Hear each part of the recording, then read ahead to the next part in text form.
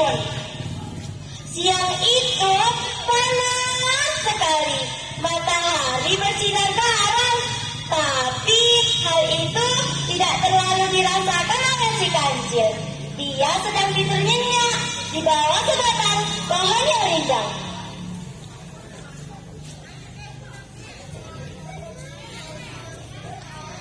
Tiba-tiba saja mimpi indahnya terputus.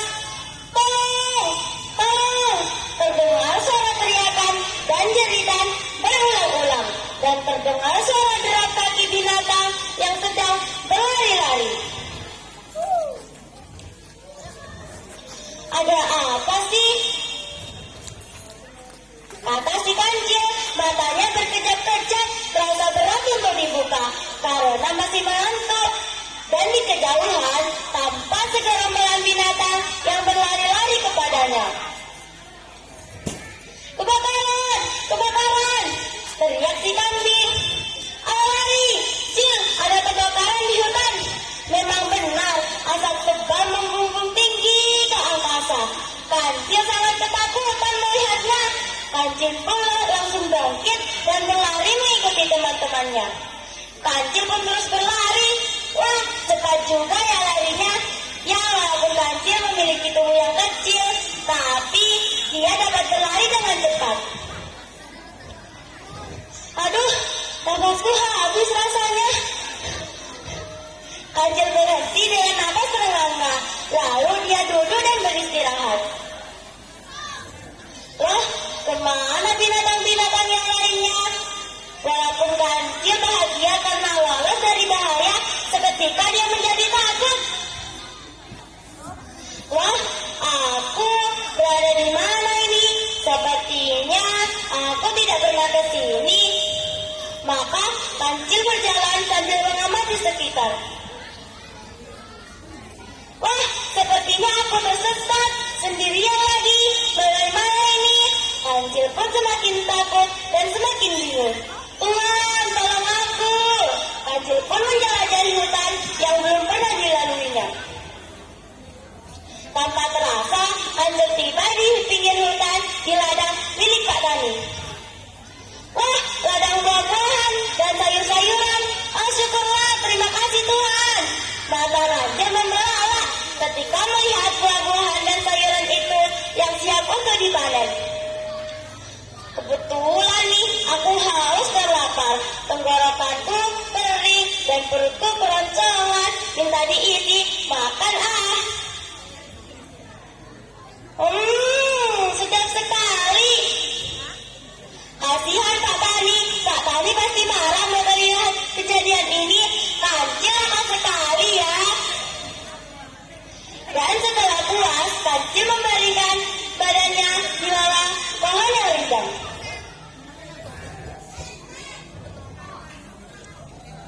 Semilir angin membuatnya ingin tidur.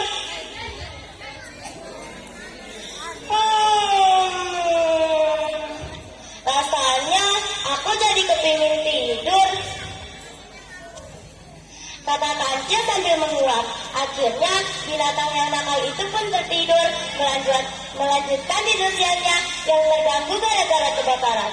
Wah, tidurnya begitu pulas hingga terdengar suara dengkurannya.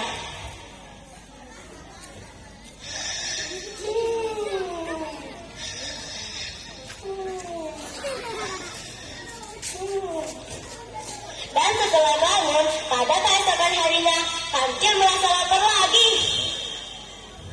Wah, pesta terus berlanjut lagi nih. Kali ini aku pilih-pilih siapa tahu ada buah mentimun kesukaanku.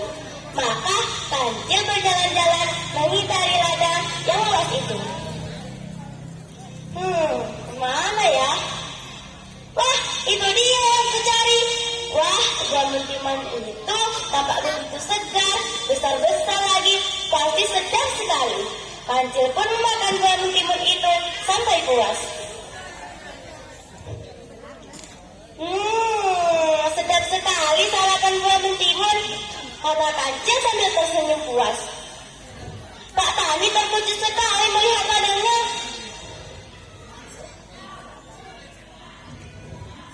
Wah, ladang mentimunku kok menjadi berantakan seperti ini?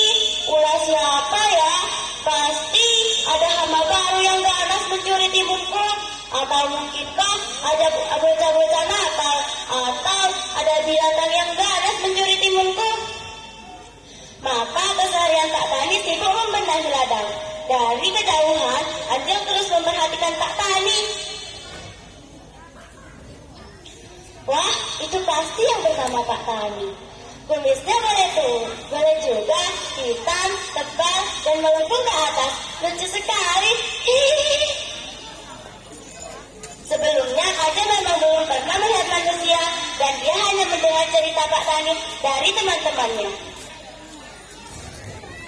Pak Tani, kok lama sekali ya? Ujar si Kancil. Ya, dia telah menunggu lama kepergian Pak Tani. Sore harinya, Pak Tani pulang sambil memanggul keranjang di bahunya yang berisi mentimun. Dan di perjalanan, Pak Tani pulang sambil mengomong-ngomong karena hasil panennya sedikit dan waktunya habis untuk membenahi ladang.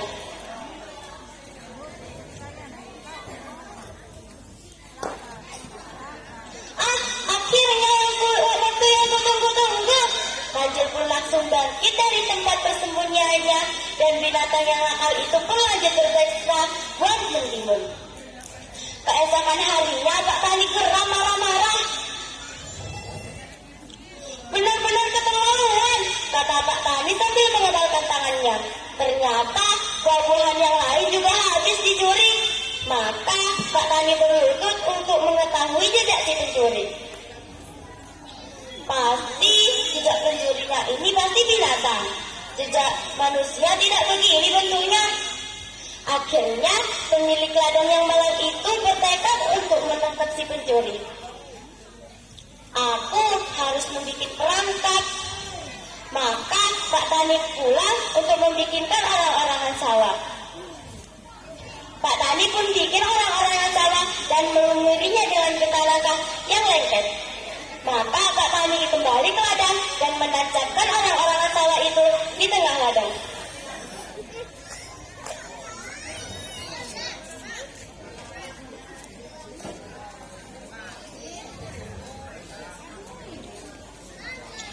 Wah, sepertinya Pak Tani tidak sendirian lagi. Dia datang bersama temannya. Tapi mengapa temannya hanya diam saja dan Pak Tani meninggalkan temannya di tengah ladang? Teman Pak Tani kok lama sekali ya? Ya, Kancil telah menunggu lama kepergian Pak Tani. Akhirnya Kancil tidak tahan lagi.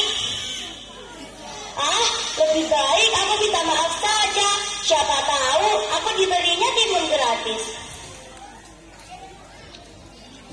Maafkan saya, Pak. Sayalah yang telah mencuri timun Bapak.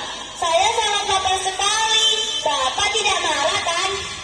Ya, tentu saja orang-orangan sawah itu tidak menjawab. Dan orang-orangan sawah itu hanya tersenyum seperti mengejek.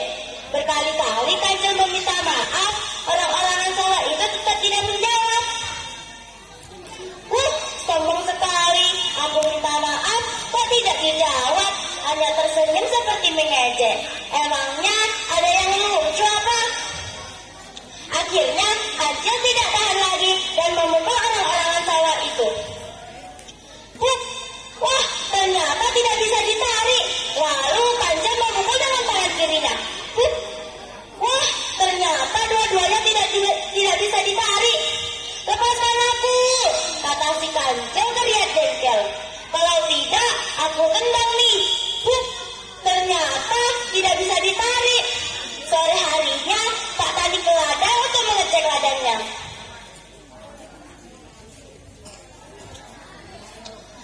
Oh, ternyata saya mencuri timunku. Sambil melepaskan kancil, Pak Tani berkata, katanya kancil hewan yang cerdik, tapi kok bisa tertipu dengan orang-orangan sawah? Kancil pun pasrah saja ketika dibawa ke rumah Pak Tani dan kancil dikurung di kandang ayam. Alangkah terkejutnya ketika kancil melihat Pak Tani menyuruh istrinya menyiapkan bumbu sate.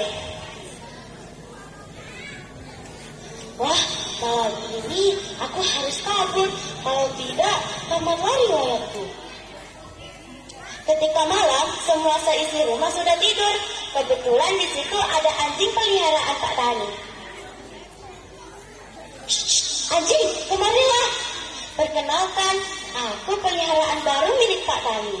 Tahukah kau, aku besok diajak pesta ke rumah Pak Lurah. Asik banget ya. Anjing terkejut sekali mendengarnya. Apa? Kau diajak pergi?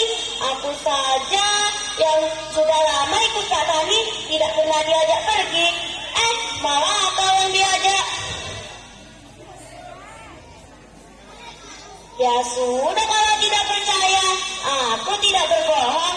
Lihat aja besok. Rupanya anjing terpengaruh oleh kata si Kancil. Dan dia menyuruh Kancil agar membujuk Pak Tani agar dia diikutkan pergi juga. Oke lah, aku besok akan berusaha membujuk Pak Tani. Tapi kamu harus ikut bersamaku tidur di dalam kandang ayam. Anjing pun setuju dengan tawaran si Kancil. Dan anjing membuka gerendel pintu. Dan Kancil buru-buru keluar dan menutup gerendel pintu. Terima kasih, kata Kancil sambil menutup gerendel pintu. Maaf loh, aku terpaksa berbohong.